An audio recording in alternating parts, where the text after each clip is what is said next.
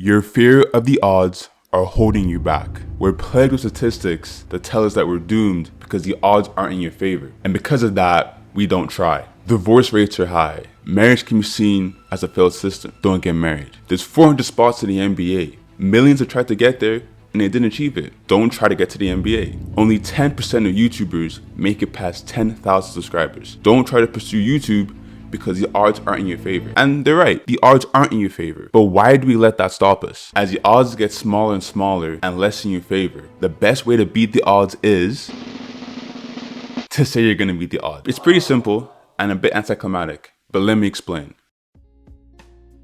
You and 9 other people are locked in a room. You all have to perform a challenge to win $10,000. In this case, you have a 1 in 10 chance to win this money. But notice the different mentalities from all 10 people. Oh, it's a 1 in 10 chance. I'll never win it. Why should I try if all these other people are trying? What if I waste all this energy and time and I don't win the money? Look at these quotes and compare them to the ones that follow. Only one of us is gonna win? I'm gonna do my best to be that one. 1 in 10 chance is better than no chance. This is a good opportunity to win some money. It's either we focus in the 9 in 10 chance that we don't have, or the 1 in 10 chance that we do. But is it even really a 1 in 10 chance? Referring to the quotes before, if we had a mixture of these people, let's say 7 people who had doubts about themselves and 3 people who were confident in themselves, how can we give each person an equal amount of odds? I'd honestly say in this case that from the 7 people who doubt themselves, we should reduce their odds, and for the 3 people who have confidence in themselves, we should increase it. And of course, depending on the situation,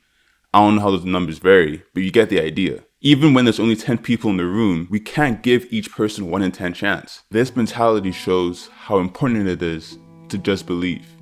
It increases your odds. It increases your odds, but I can't promise you to do so much. If you solely believe that you can achieve anything simply because you're different, I can't promise you'll go far. But there is another way to exponentially increase your odds. And that's not by just mentally improving yourself and prepping your mind, but to actually increase your odds. Again, pretty simple. Let me explain. 48 out of 156,000, or 1 in 3,200 high school players make it to the NBA. Looking at that percentage can be a bit daunting, but the statistic is assuming that every high school hooper has the same build, the same opportunities, and the same mindset, as if everyone is pursuing this goal with the same level of skill. That's never the case. So let me paint you a picture. Let's say you're blessed with genetics. You're 6'5" with a 40-inch vertical. I'd say your odds would go up. Let's say you're putting in hours of work every day, getting stronger, taking care of yourself. I'd say your odds would go up even more. Let's say you're putting yourself in a position to showcase your talent for the college recruitment and making connections. I'd say your odds would go up even more. Now, I can't give you the exact percentage on how your odds would improve, but I can promise you it's going to be better than that 1 in 3,000 chance.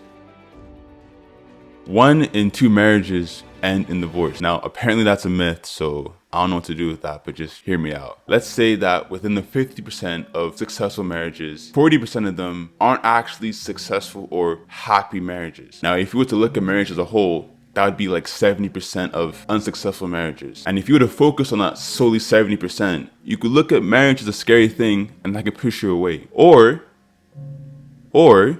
you can focus on the 30% of successful marriages. You can learn what these successful marriages have in common and try to emulate that. You can work on being the best husband or the best wife for your spouse and try to hold yourself to the highest level of accountability. You can be more loving, more enduring. You can just focus on yourself and try to improve yourself for your spouse. There's so many things you can do. But if you walk into a marriage thinking that only 50% are successful, then when things go south, you probably tell yourself, hey, only half of these are supposed to be successful. I guess this is not one of them.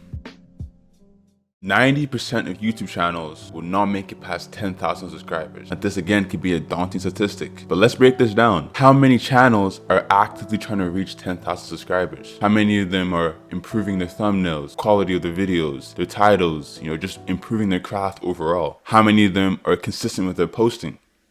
How many of them actually want to reach 10,000 subscribers and are actually putting in the work to obtain it? This statistic makes it seem like every YouTuber below 10K are all the same. They're all trying to push for this goal with the same skills, with the same work ethic, and with the same video quality. But we know that's not the case. In conclusion, yes, odds give you perspective and they humble you into reality. And sometimes we need that. People believe that they can achieve anything because they think they're different, and that could lead to some unfortunate events. But a lot of times, odds can be misleading. Odds can instill doubt in someone's head that wasn't there prior to listening to those odds. Referring to the 10 people in the room scenario, let's just say it's you. No one else is around you. You can still win 10K and it's the same challenge as before. I promise you, you perform better. But when people come around, the odds are now in your head, confidence goes down, and now performance goes down. Want to know how to beat the odds every time? When you hear only 1 in 10 people can achieve, insert achievement here, tell yourself that I'm gonna do everything in my power to be that person. I'll probably have to teach summer school. Babe, you heard the odds? Baby, when have we ever listened to the odds? Don't let the odds stop you from winning.